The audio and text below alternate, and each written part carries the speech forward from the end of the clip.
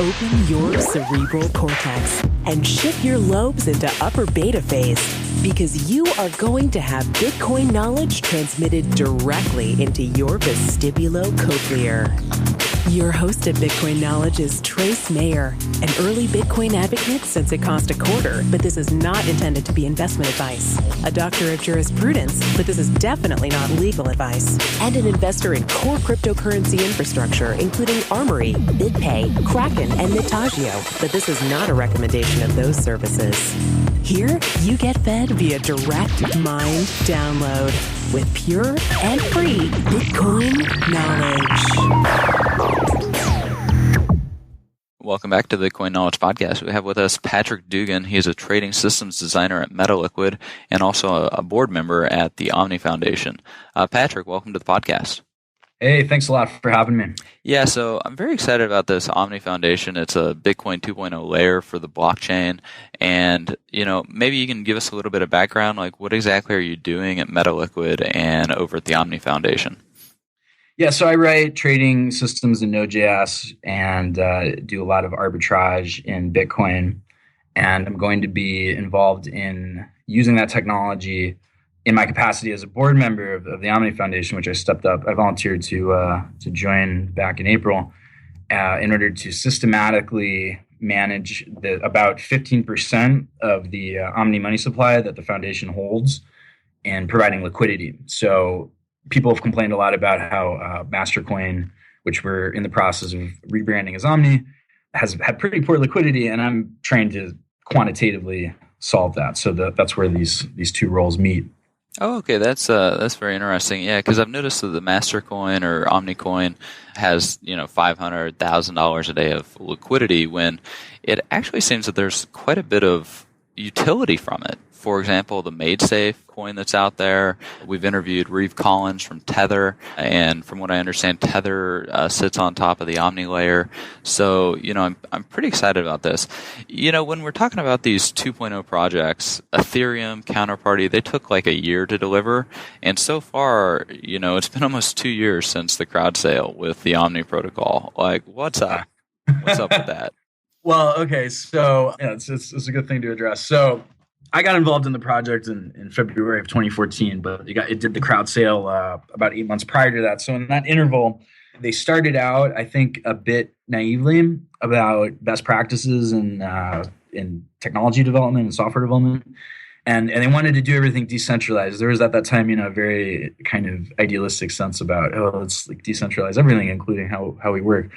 So they were doing it through bounties. One of the folks who showed up for that was Zathras, which I don't believe is his legal name, but so he goes by Zathras. And Zathras is a very seasoned developer who has been one of a few people who have stuck with the project throughout the duration, and he's really been the one who's brought it across the finish line with a very competent C++ implementation of what's basically Bitcoin Qt, but it has all these added features. So that was one good thing to come out of that early time, but then, and also the Counterparty guys got involved, and then they were like, okay, this is like, let's just do our own thing. So they went and they did their own thing. Anyway, so in the middle part of this time frame was a middle year where everything was funded. They were hiring people.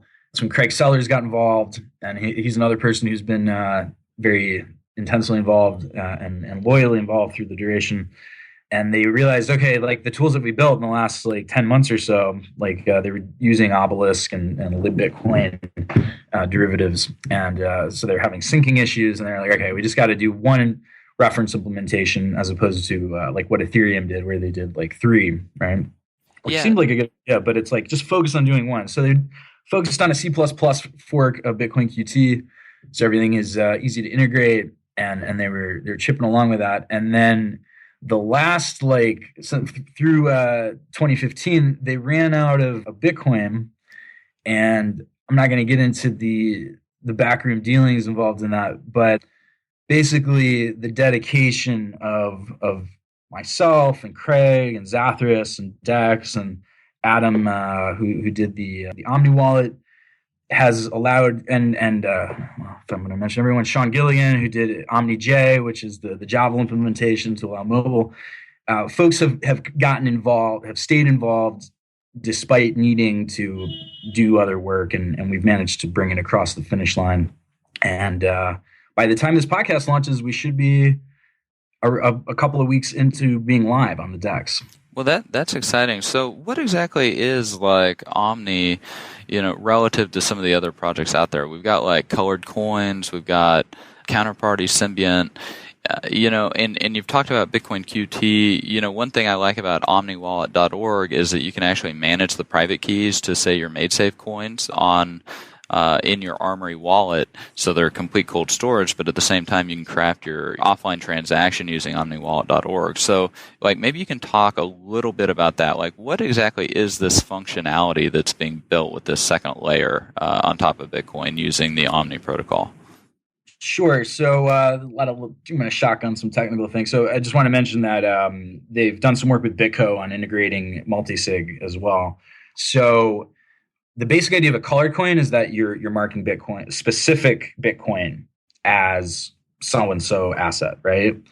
But there's a fungibility problem with that. And also then you're treating your, $1 million, quote unquote, which is represented as a tiny bit of Bitcoin, like literally. And that's kind of problematic for transacting. Whereas with Counterparty and Omni, you're just looking at transaction outputs as the relevant continuation of a Merkle branch. Merkle branch is like, a set maybe it's not the right. All right. I'm slipping on technical language here, but I'll send Merkle branches, tree change, Merkle roots, like it's all Greek to everybody, right? Yeah. Right. Yeah. So basically it's like a stamp as opposed to a commemorative coin, if you will. So I'll send you a transaction for 5,000 Satoshis, whatever the minimum is, the spam limit on the network. And then on the back of that stamp is like, here's $100, right? Or here's 1,000 MadeSafe. Now, does it go into the op return code? Because, I've seen quite a bit of these transactions. There'll be like 5,775 Satoshis in MadeSafe coin instances. Do you then embed stuff into the op return code? Like, how exactly do you get this into the Bitcoin blockchain so that it can then be parsed by these colored coin wallets? Right now, it's just unspent transaction outputs that are used to mark a movement of a meta layer property from one address to another. One of the things that Zathras has done a really good job with this year is migrating to the pay to store hash environment. That remember last year when everybody was kvetching about Bitcoin 2.0 and how it was going to pollute the blockchain with all this data. Well, they came up with a compromise, which is you pay a little bit more fee and then you can store a hash and clean it up. So we've moved already to this cleaner aspect, and I do believe that the parsing in the OmniCore database does an op return search in order to be able to quickly pull out, okay, here are all the addresses that contain this property. And this was also part of didn't the total amount also get decreased that could actually be stored? Like it got decreased to 140 characters or something like that? Yeah, it was transaction. The debate was 80 bytes versus 40 bytes, I believe. Yeah, something like that. Yeah, and they went with 40, and 40 is enough that you can have a hash and an ID number, and that's enough for basic stuff. They didn't want people to get too creative with what they could do with the op return. But yeah, it's definitely useful for looking up what other meta layer properties there are in an efficient way. And this all gets kind of to the heart of Bitcoin, that it's programmable trust. Right? And so yes. Once you're able to start doing this type of stuff, then we can have decentralized banking, we can have atomic transactions taking place. Like maybe you can get into that a little bit. Okay, so I'm glad that you brought up decentralized banking. So you're familiar with how centralized banking works, right? I mean, they take your money and then they don't give it back. just ask the Greeks about that, right? Well, sometimes they give it back. Yeah, they give it back until they don't give it back. Yeah, but they have very sticky fingers on the private keys of the assets. Whether it's currency controls, whether it's AML KYC uses an excuse to confiscate assets, whether it's civil forfeiture. I mean, whatever it is, when you have centralized banking, you centralize the private keys that they give you possession or dominion or control over the assets. And so then once all those middlemen have the private keys in their grubby little fingers, they don't like to let those keys pass back to the true owners or beneficial owners of the property. So I mean, how's decentralized banking kind of work in this whole paradigm? Yeah, so like there's no private key to the small balance that I keep in my Bank of America account, right? It's just like a notional liability, right? Yeah, but at the end of the day, there is a private key held to those dollars that are at the Federal Reserve, and the Federal Reserve has those private keys, right? There are serial numbers associated with the $100 bills, but those $100 bills are a small fraction of the money supply. Yeah, so well, I mean, most basically of them are digital now.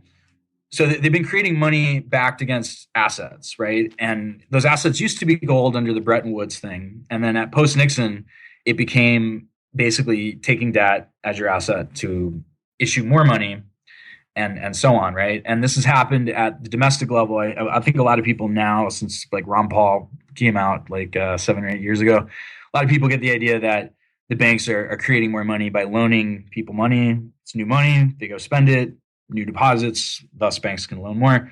People get that, but also international derivatives have created a lot of money supply at the international level. So this is taking things that are considered assets, but may be problematic in a secular debt conflagration, which we may be on the verge of. Or have already gone through if people have read The Big Short or, some of the other housing crisis stuff. Right. So what happened in 2008 was that this euro dollar system of international banks using derivatives to hedge, creating these synthetic dollars, that money supply started to unwind. And then central banks had to come in and type up trillions of dollars in order to keep the whole thing chugging along. And it kind of worked for about 7 or 8 years. We're about 7 years now. But now we're seeing Brazil, we're seeing China. These are commodity export-oriented countries that live on this system. And there are fewer dollars because all these synthetic dollars are getting unwound, and therefore you need to pay more for your dollar to go pay back. And so decentralized banking is the solution to all of this mess, and it's the way. Even if centralized bank institutions that are regulated and are doing central bank sanctioned activity, they're going to have to migrate towards clearing ledgers. Maybe they buy it from Blythe Masters, but they're going to have to take at least a couple of steps in this direction. So what I foresee is that assets like gold or assets like real estate securities, so this is like, a lot of people can go, okay, those things have value, or assets like Bitcoin, which has zero counterparty risk because it's specie money on that ledger, or assets like Omni or assets like Ethereum could be used as the collateral for the issuance of dollars, for the issuance of euros, for the issuance of whatever denomination you want. And the way that is possible is through smart contracts, which hedge those positions, right?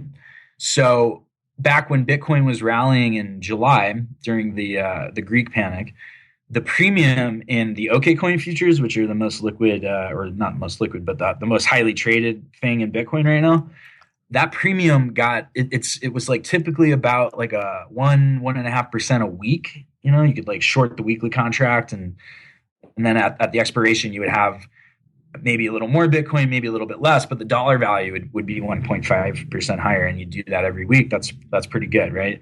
And it got to a point where it was briefly trading at like a 30-40% premium. It was like overnight there was like a spike. It was pretty ridiculous. Well, so OKCoin is definitely the most solid exchange out there.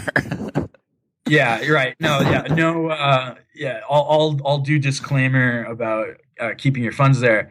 I mean, I trade there because it's where the volume is, but yeah, I wouldn't. Is it real volume? I've always been kind of suspicious. Is it real volume over there? They probably, I don't want to say definitely, but probably self-trade on the zero fee CNY exchange, or do other things to kind of pump up the volume. But those are still orders you can interact with, so I don't consider that truly fake. And then the futures, there's a 3 basis point fee, which is nice and lean, and it isn't super liquid the way that the CNY is. So I think that like they did 1.25 million Bitcoins worth of trade in one of those big up days back in July.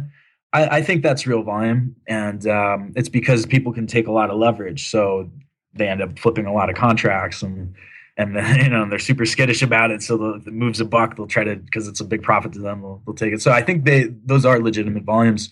With the leveraged contracts over there, is OKCoin the one that socializes the losses so against the people who traded correctly?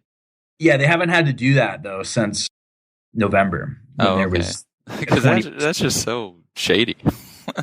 Yeah. So, BitMax is another centralized one that's trying to be like a little more trustworthy than them, and they've got 25x leverage on their speculative contracts, and then they have a hedging contract where they'll never socialize losses, and then like the speculative one, it's like, well, there's 25x leverage. If Bitcoin blows out 30% overnight and crashes back down, maybe some people have to claw it back, but they spell that out. And likewise, OKCoin has an insurance fund. So these are sort of little patchwork attempts to try to solve the issue of counterparty risk. Yeah, because that's what we're getting at, right? We've got these derivatives, daisy chain like effect, with the dollar strengthening and it's acting like a margin call across the world, causing currency crises. Now China's recently devalued something like 5%. We've had Puerto Rico go into actual bond default. Greece is in a mess.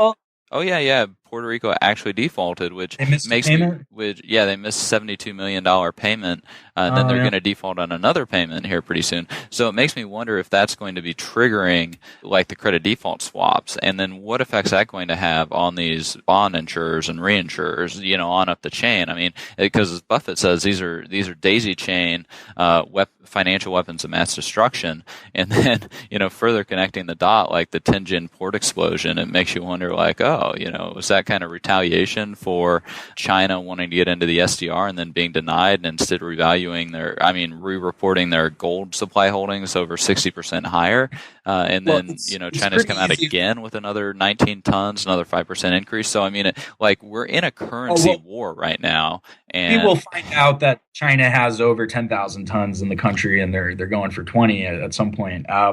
But it's pretty easy for a central bank to devalue a currency when their balance of payments is fitting. All you have to do is stop printing your own currency to go and do swaps for the other currency and basically get a really heavy losing position.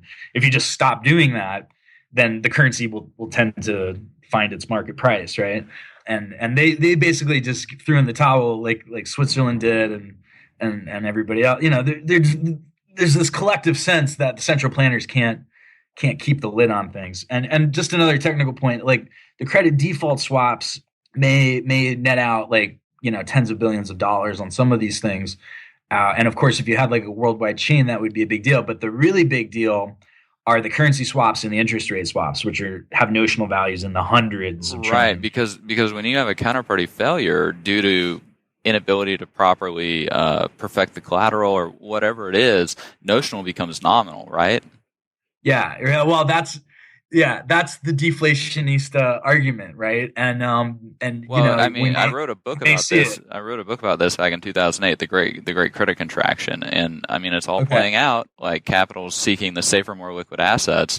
We want to remove the layers between us and our private keys. We want to remove our layers between us and financial assets, getting into tangibles, whether it's gold or Bitcoin. And this gets to the heart of what we're talking about with this decentralized banking, right? Yeah, so let's get back to that. So basically, it's now possible for people to own their money in the realest sense you can. Like the gold bugs say that if you don't hold it, you don't own it. But even more so than gold, because we've been able to distill it down to a precious number instead of a precious metal that you have to have physical possession of. And so now we've got just an intangible number that you need to have properly secured. And then it can't be confiscated in that sense. Like gold can. A judge could put you in contempt of court for not, signing a transaction to turn it over to them. But it'll be interesting, the due process implications, because there's no way to affirmatively prove due to plausible deniability that you actually do have control of a private key. Yeah. Too bad Ross Ulbricht couldn't have capitalized on that one, right? Well, he had a lot of other problems with his defense, like the fact that he probably did it. Yeah. Anyways, I will not speak ill of the imprisoned, but yeah. So with decentralized banking, you can really own your money in a strong sense, and you can have a hedge that is backed by smart contracts. So one of the main things that I've done with the Omni project in the R&D side is trying to design decentralized futures contracts. And that's a bounty that probably will still be open by the time this goes live. And I want to get more people involved in it. I think I've got 4,000 or 5,000 Omnis earmarked as a bounty reward for that. And so right now that's worth about 10K, and I think could potentially be worth closer to 50K as we roll out. And the value that it's going to add to the Omni token, of course, is going to really manifest. Yeah. So there is an issue that you were talking about the socialization of losses, and so far none of these centralized Bitcoin futures exchanges have had to dip into that again, even with some pretty decent volatility recently. But wouldn't it be like amazing if we could just do away with that? And it's like, here's Bitcoin on the blockchain. It's in a smart contract. So while Symbiont is trying to take functionality like what Ethereum has and do it on Bitcoin, and Ethereum is trying to like be the future in like the most comprehensive sense possible, what we want Omni to be is a really solid C++ basis for moving money around, trading money over the decentralized exchange or assets of any kind. And I want to get this futures contract baked into the database layer and the almost like hard coded so that we can do these derivative settlements really effectively. And once we have that basis, then it's going to be possible to take Omni as collateral for those contracts and get exposure to the S&P or whatever you want, or to be holding dollars where if there's a premium, let's say Omni manages to appreciate from its $1 million market cap to a higher amount, then there's going to be a speculative demand, and then there's going to be a contract premium. So you could take your Omnis and create dollars that are yielding 1% a week or whatever that contract premium is. And then a little bit later, we're going to open this up so that you can do it with Tether dollars, you can do it with whomever's gold deposit tokens, and so on, and back your money in that sense. And potentially there's some other technologies that I'm looking at, like an honorable mention to Mirror X's contract, which I think they're working off of Bitcoin D in a different direction than the Omni core is a fork of Bitcoin D as well, which is why exchanges have found it easy to integrate because they already have Bitcoin D integrated, so they just add more RPC calls, basically. Yeah, a little more than that. I mean, all of this is just super fascinating. We're talking about true financial innovation happening with Bitcoin, distributed consensus, programmable trust, all of these things. And you really think that this could be a solution to this problem that has no practical solution, this great critical traction. Yeah, I think at some level, the entire world's going to have to migrate into this over the next 5-10 years. And whether they do it in a sort of, in a way that like Chris DeRose would not approve, like some permission ledgers and stuff like that is okay. But yeah, I mean, I definitely prefer to own my money, right? So I'd like to decentralize. Yeah, exactly. So where can people find you if they want to learn more? I am publishing analysis regularly at metaliquid.io, and we're going to have a link in line for getting Omni and downloading that software and playing around with that. And I think omnilayer.org is where we're able to learn more about the Omni protocol, and then also omni.foundation. It looks like those are the two places where we can learn more about the Omni Foundation. Thanks so much for being on the podcast. We've had Patrick Dugan, the trading system designer at MetaLiquid and a board member at the Omni Foundation. Thanks for being with us. Yeah, it was my pleasure. Be sure to get a copy of the free Bitcoin Guide at freebitcoinguide.com. Got a question or suggestion? Record your voice at bitcoin.kn. Don't be shy. To help the show, share bitcoin.kn with friends, post about it on Reddit, and otherwise spam the interwebs. Your iTunes comments and 5-star reviews are very important to us. Please continue tuning in to the Bitcoin Knowledge Podcast, where we release interviews with the top people in the Bitcoin world. Now take some choline and let that Bitcoin knowledge consolidate.